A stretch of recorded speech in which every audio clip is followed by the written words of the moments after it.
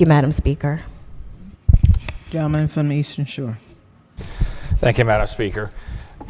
This year's budget was balanced really on taking away $500 million out of the rainy day fund. Make no mistake about it, this BRFA, what it's doing is it's helping transit. And I appreciate my colleague on appropriations making that point. That's exactly what this BRFA does.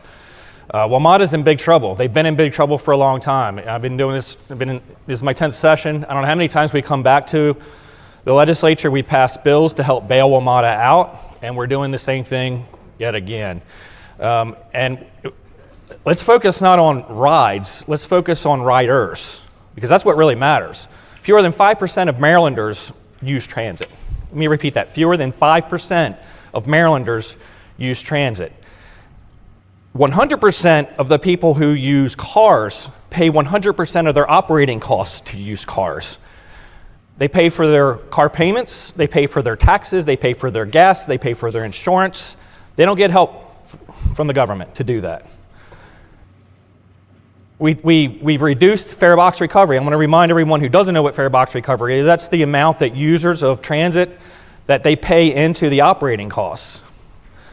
I think that WMATA has the highest. I think they're a little bit closer to 20%, but everything else is less than 15%. Let's talk about fairness. The folks who are using transit aren't paying their fair share. And if we pass this BRFA, they're going to pay less of their fair share. Because this is a backdoor way that we're going to now use the folks who are using tolls to help subsidize transit.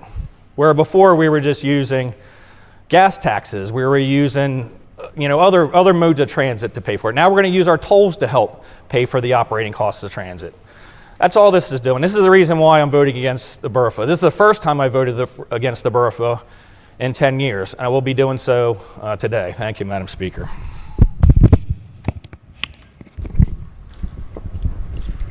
Gentleman from St. Mary's. Thank you, Madam Speaker. I rise to oppose this legislation because what this legislation is the largest tax increase in Maryland history.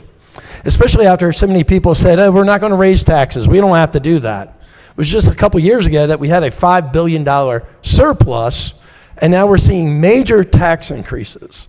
And what's driving this is mass transit. Mass transit is bankrupting the Transportation Trust Fund. A gentleman from Baltimore made some comments about how many people were riding, how many riders we had. I think the numbers were 3.4 million trips. Those trips were subsidized at 92%. 92%. There was an article in the Shepherdtown Chronicle talking about when MDOT went to cut the line going out to West Virginia. It said the average salary of the riders riding that train, $150,000 a year. Make $150,000, but then we're going to subsidize their transportation costs at 92%. Gentleman from Carroll County, I want to echo, that was an excellent floor speech, talked about fairness. What is fair about subsidizing people's transit at 90-some% while putting the backs of everybody else trying to get to work? Less than 5% of the population uses this. Shouldn't we be catering to the other 95%? My citizens would want me to vote red to this bill. I would urge everyone to do that, and I can't wait to see the mass exodus off the floor when this vote comes. Thank you, Madam Speaker. Chairman, Environment and Transportation. Thank you, Madam Speaker. I really appreciate